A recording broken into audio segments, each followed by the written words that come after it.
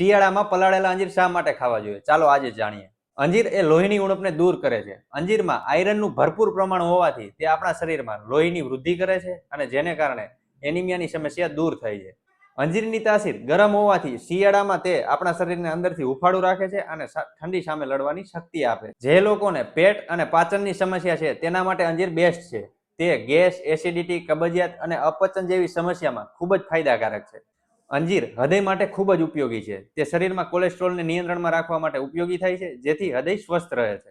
અંજીર એ શરીરમાં તાકાત અને એનર્જી વધારવા માટે ઉપયોગી છે. રોજ અંજીર ખાવાથી શરીરમાં અશક્તિ, કમજોરી કે થાક લાગવાની સમસ્યા દૂર થાય છે અને દિવસભર એનર્જી રહે છે.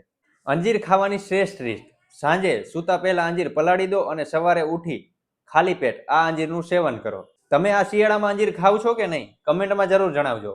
અને આ રીલ્સ એવા લોકોને શેર કરી દેજો કે જે પાચન, અશક્તિ અને થાક લાગવાની સમસ્યાથી પીડાઈ રહ્યા છે.